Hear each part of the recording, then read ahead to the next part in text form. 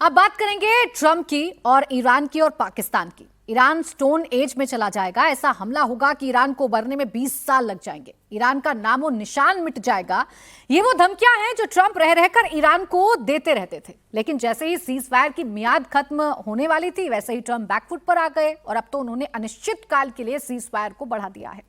हालांकि सभी अनुमान यही लगा रहे थे कि ट्रंप ईरान के आगे झुक जाएंगे और हुआ भी वही। सीज फायर के लिए ट्रंप ने मुनीर और शहबाज का कंधा यूज किया। उन्होंने अपने ट्वीट में लिखा है कि मुनीर और शहबाज ने मुझसे आग्रह किया तब मैं सीज फायर के लिए तैयार हुआ। एक वजह उन्होंने ये बताई कि ईरान की लीडरशिप में एक राय नहीं बन पा रही थी, इसीलिए वो कुछ डिसाइड नहीं कर पा रहे हैं। तो अब जब तक ईरानी सत्ता एकमत नहीं हो जाती तब तक मैं हमला नहीं करूंगा। तो क्या ईरान भारी पड़ गया?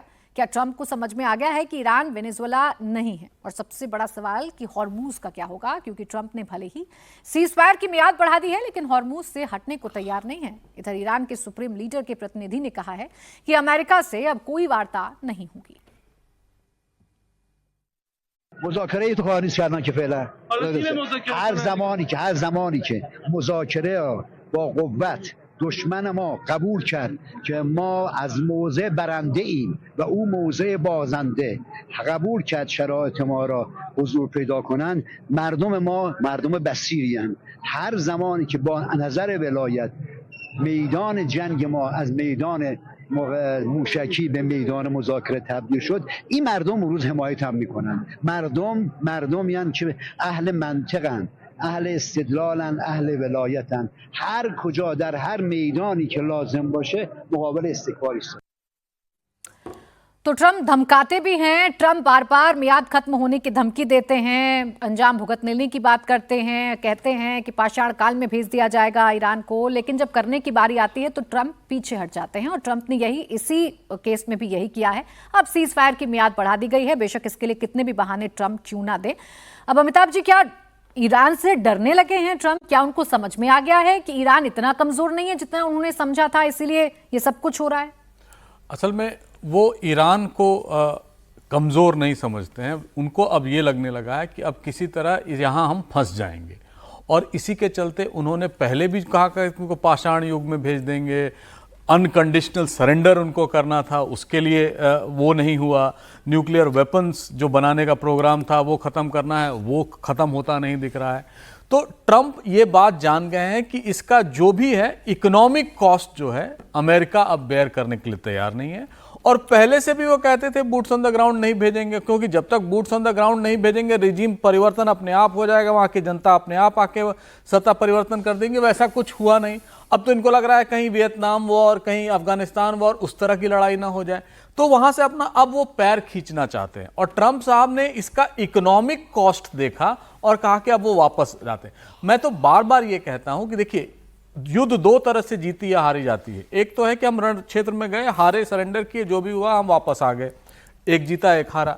दूसरा होता है रणनीतिक हार, और यहां पर मुझे अमेरिका की एक रणनीतिक हार दिख रही है, क्योंकि जेडी वांस का एयरफोर्स 2 तैयार बैठा है कि कब उड़ेंगे वहां से, लेकिन ईरानी तैयार नहीं है उनसे बात करने के लिए। यह भी हो सकता है कि जिन शर्तों पे किया जा रहा है ईरान में मतभेद है, क्योंकि एक तो वहां ऑब्जेक्टिव लीडरशिप कोई नहीं है, मुस्तफा खामेनी कितने इफेक्टिव हैं पता नहीं चल रहा है। और ये जो शतरंज की बिसात है उसमें पहले ही जितने भी इनके सेनापति थे, इनके कमांडर थे, इनके चीफ थे, सबको खत्म कर दिया गया। अब लोअर रैंक पर किसको कितनी आस्था है ये भी समझ नहीं पता चल रहा है।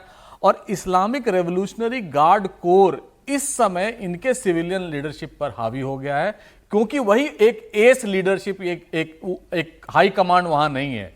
इसको देख के यही लग रहा है कि अब ट्रंप साहब जल्दी से जल्दी किसी तरह इससे पल्ला छुड़ाना चाहते हैं।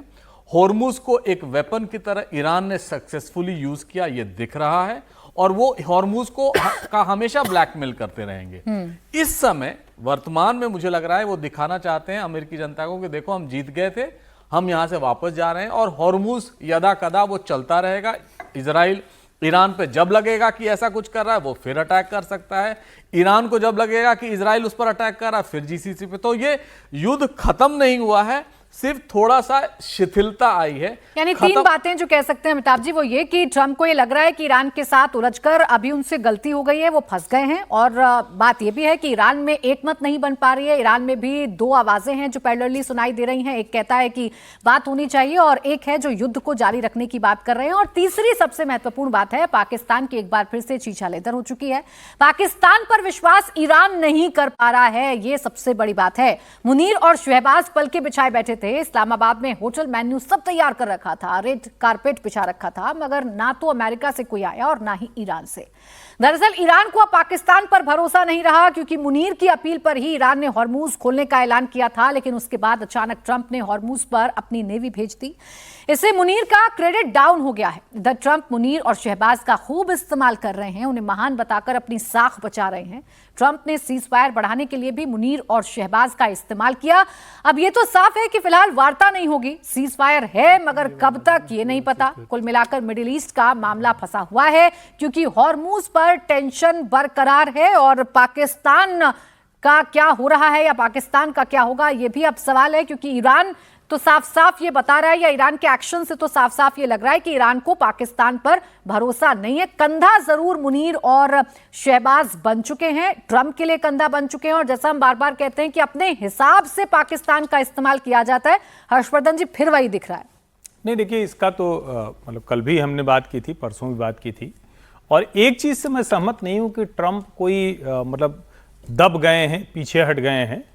उनको जो अपना काम करना था वो कर चुके हैं, और उनके काम करने का अंदाज हमेशा यही रहा है। वो कोई ऐसा नहीं है कि अब तक उनका जो पूरा ट्रैक रिकॉर्ड रहा है वो इसी तरह से काम करते रहे हैं। ईरान को जो तबाही उनको करानी थी वो तबाही उन्होंने करा ली।